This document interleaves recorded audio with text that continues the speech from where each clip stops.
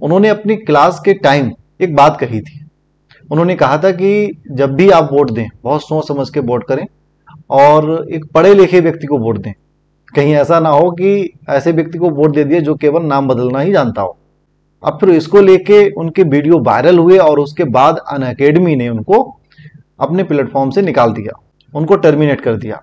देखिए, अब यहां पर मैं अपनी कुछ व्यक्तिगत राय बताता हूं। एक पढ़े लिखे को वोट करना चाहिए, ये बहुत अच्छी बात है, इसके सपोर्ट में मैं हूं। लेकिन केवल पढ़े लिखे व्यक्ति को ही वोट करना चाहिए, इसके सपोर्ट में मैं नहीं हूं। देखिए, एक अच्छा व्यक्ति अगर पढ़ा लिखा है और उसको पब्लिक वोट करती है और वह फिर सांसद या विधायक बन जाता है तो ये अच्छी बात है। लेकिन आप सोच के देखो कि ऐसा क्राइटेरिया कर दिया जाता है कि केवल पढ़े लिखे मतलब ग्रेजुएट या पोस्ट ग्रेजुएट लोग ही इलेक्शन में खड़े हो सकते हैं। तो देखिए, ये चीज मैं हमेशा कहता हूं कि जो ईमानदारी है और जो सत्यनिष्ठा है वह शिक्षा की मोहताज नहीं होती। उसके लिए जरूरी नहीं है कि आप वो एक एजुकेटेड ही होंगे तभी आप ईमानदार होंगे। देखिए, ईमानदारी और सत्यनिष्ठा वो चीज अलग होती है और एक पढ़ा लिखा होना वो चीज अलग होती है।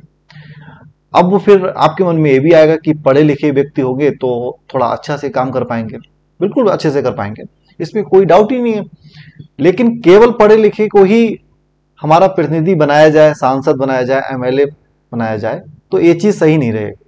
तो यहां पर मेरा कहना यह है कि देखिए, अगर आपका व्यक्ति ईमानदार है, सत्यनिष्ठा वाला है और वह पढ़ा लिखा है तो ये प्लस पॉइंट है। लेकिन केवल पढ़े लिखे को ही इलेक्शन में खड़ा किया जाए तो इससे बहुत सारे लॉस होंगे। अभी आपको समझ में नहीं आएंगे। आप वो एक बार सोचना कि अगर आपकी फैमिली का कोई पर्सन है, आपकी अपनी फैमिली का, पढ़ा लिखा नहीं है, बहुत ईमानदार हैं, जनता के लिए पब्लिक के लिए बहुत अच्छा वर्क करना चाहते हैं और वो ऐसे व्यक्ति हैं कि उनका मन ये है कि अगर पब्लिक के लिए 100 रुपए मुझे मिले हैं गवर्नमेंट से तो मैं 100 रुपए में से 1 रुपए भी नहीं लूंगा, 100 रुपए भी पब्लिक के लिए लगा दूंगा। अब वो पढ़े लिखे नहीं है। तो देखिए, पढ़े लिखे नहीं है, अब ये सारे काम क्या करते, तो इसलिए हमारे यहाँ पर ऑफिसर होते हैं। ऑफिसरों को एक अच्छे लेवल पे पढ़ाया भी जाता है और फिर उन्हीं से काम कराया जाता है।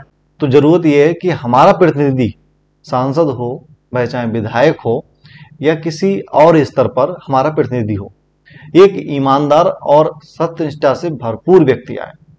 ऐसा नहीं है कि केवल पढ़ा लिखा है और बेईमान है। अब देखिए, बेईमान होने को पढ़े लिखे भी होते हैं और ना होने को फिर अनपढ़ व्यक्ति भी बेईमान नहीं होता है। बस ये फर्क आ जाता है कि आज के टेक्नोलॉजी के जमाने में अगर पढ़ा लिखा व्यक्ति एक विधायक सांसद बनता है तो उसे अपने जो काम है उसको समझने में बहुत आसानी हो जाएगी।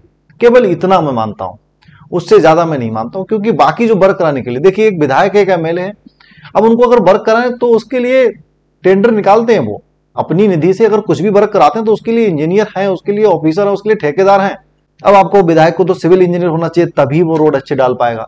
तो यार ऐसा नहीं है। फिर आप कहोगे एक विधायक को डॉक्टर भी होना चाहिए तभी वो अपने एरिया में जो मेडिकल सर्विसेज हैं उनको सही से देख पाएगा।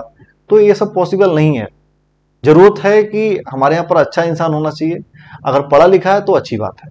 थोड़े दिन रुकिए, ऑटोमेटिकली हमारे यहाँ पर जो भी पब्लिक है पढ़ी लिखी हो जाएगी यार, कोई इसमें दिक्कत वाली बात नहीं है। आने वाले 10-20 साल में ज्यादातर कैंडिडेट जो भी खड़े होंगे तो उनमें से 80% कैंडिडेट पढ़े लिखे ही होंगे, वो भी ग्रेजुएट और पोस्ट ग्रेजुएट लेवल के ही होंगे।